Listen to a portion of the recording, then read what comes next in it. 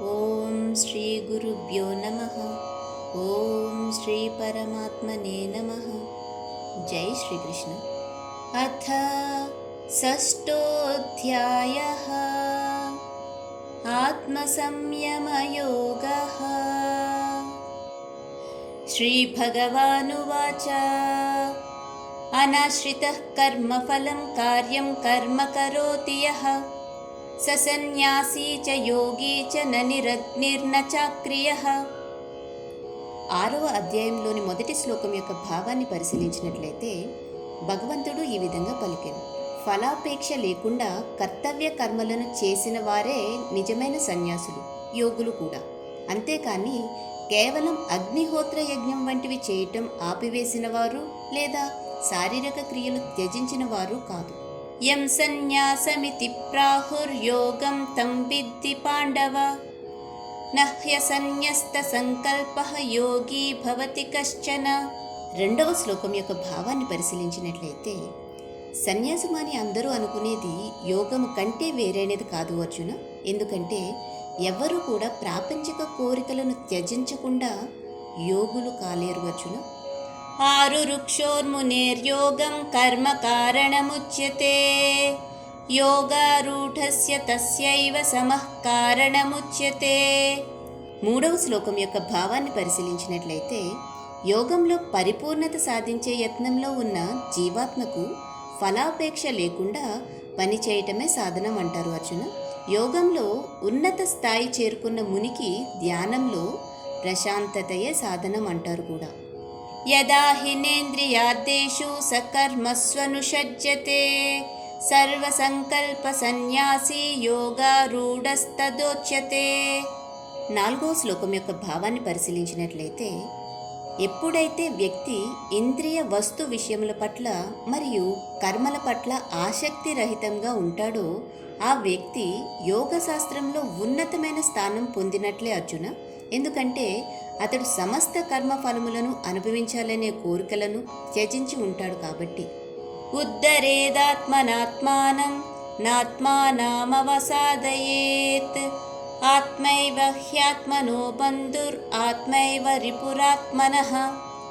5వ శ్లోకం యొక్క భావాన్ని పరిశీలించినట్లయితే నీ మనస్సు యొక్క శక్తిచే నిన్ను నీవు ఉద్ధరించుకో అర్జున.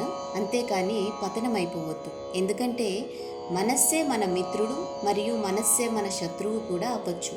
బంధురాత్మాత్మనస్తస్య ఏనాత్మైవాత్మనా జితః అనాత్మనస్తు శత్రుత్వే వర్తేతాత్మైవ శత్రువత్. 6వ శ్లోకం యొక్క భావాన్ని పరిశీలించినట్లయితే మనస్సుని జయించిన వారికి అది వారి మిత్రుడు, అలాగనే చేయలేని వారికి మనస్సు ఒక శత్రువు వలె మారుతుంది అర్జున. జితాత్మనః ప్రశాంతస్య పరమాత్మా సమాహితః శీతోష్ణ సుఖ దుఃఖేషు తదా మానాపమానయోః. 7వ శ్లోకం యొక్క భావాన్ని పరిశీలించినట్లయితే మనస్సుని జయించిన యోగులు శీతోష్ణములు, సుఖదుఖములు, మానాపమానములు ఈ ద్వంద్వములకు అతీతంగా ఉన్నతమైన స్థానంలో ఉంటారు అర్జున. ఇటువంటి యోగులు ప్రశాంతతతో భగవద్భక్తి యందు స్థిర చిత్తముతో ఉంటారు కూడా. జ్ఞాన విజ్ఞాన తృప్తాత్మ కూటస్థో విజితేంద్రియః యుక్త ఇత్యుచ్యతే యోగి సమలోష్టాస్మకాంచనః.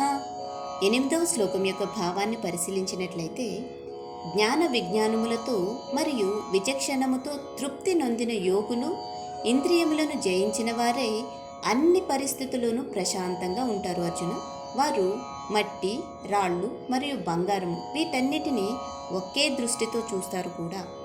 సుహృన్మిత్రార్యుదాసీన మధ్యస్థద్వేష్య బంధుషు సాధుష్వపి చ పాపేషు సమబుద్ధిర్విశిష్యతే. 9వ శ్లోకం యొక్క భావాన్ని పరిశీలించినట్లయితే శ్రేయోభిలాషులను, మిత్రులను, శత్రువులను, సాధువులను మరియు పాపులను యోగులు నిష్పక్షపాత బుద్ధితో చూస్తారు అర్జున.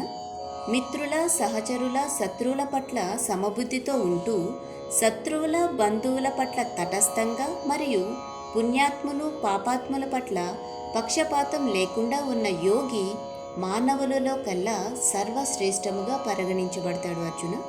యోగి యుంజీత సతతం ఆత్మానం రహసి స్థితః ఏకాకీయత చిత్తాత్మా నిరాశీర పరిగ్రహః.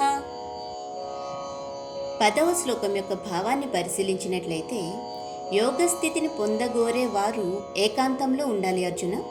నియంత్రించబడిన మనస్సు శరీరంతో కోరికలను భోగవస్తువులను త్యజించి నిత్యము భగవద్ధ్యానంలో నిమగ్నమై ఉండాలి అర్జున.